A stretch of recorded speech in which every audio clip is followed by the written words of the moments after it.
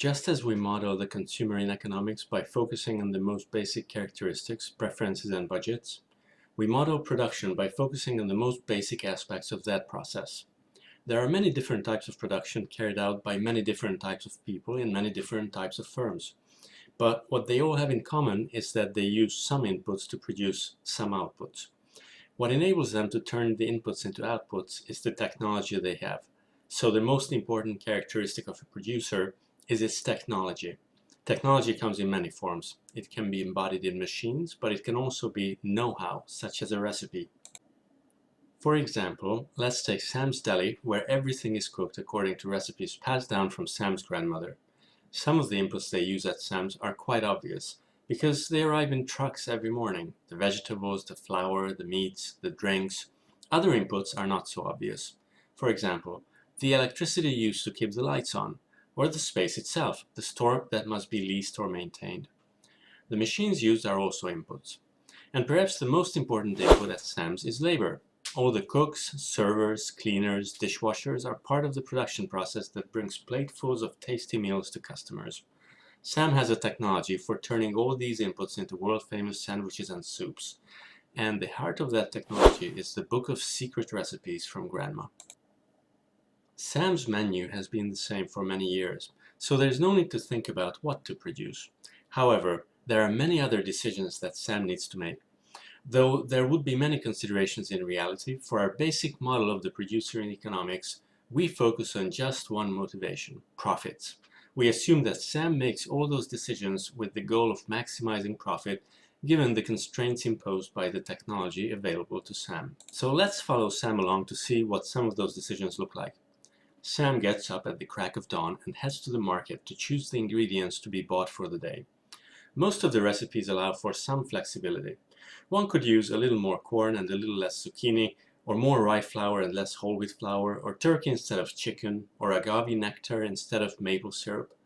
How much Sam buys of each ingredient depends on the prices of those ingredients.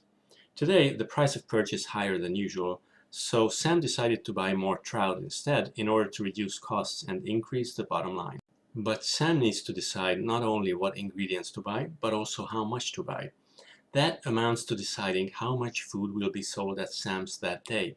Today, it so happens, there will be crowds of people coming to a festival in Sam's neighborhood, and on such days, all restaurants in the area charge 50% more for their dishes.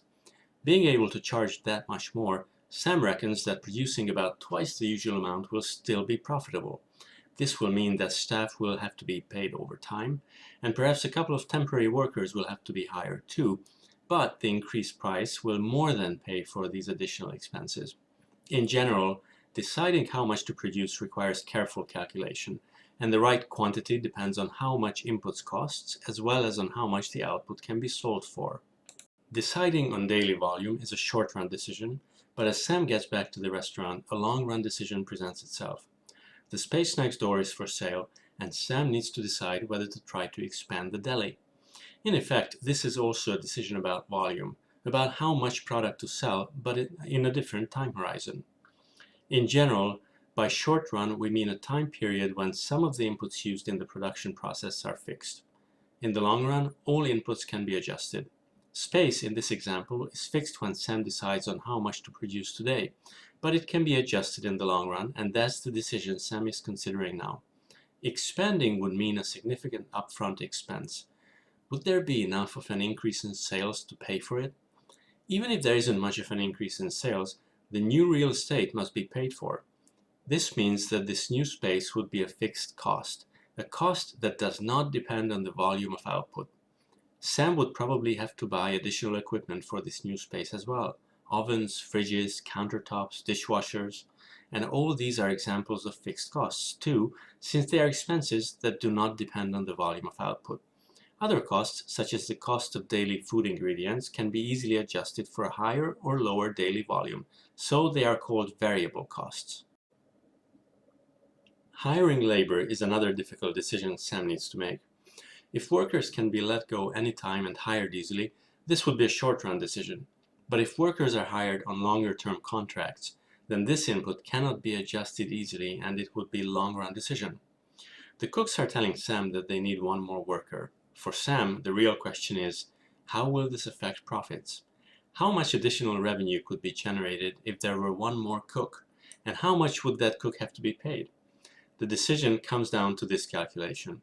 Sometimes labor and machines, or capital as we say in economics, can be substitutes.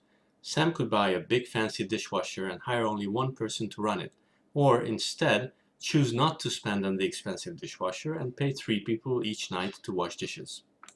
In the end, Sam, our prototypical producer from economics, transforms inputs into outputs using technology. There are many decisions to be made in this process. The most basic decisions are how much to produce, what combination of inputs to use, and how much capacity to build for the long run.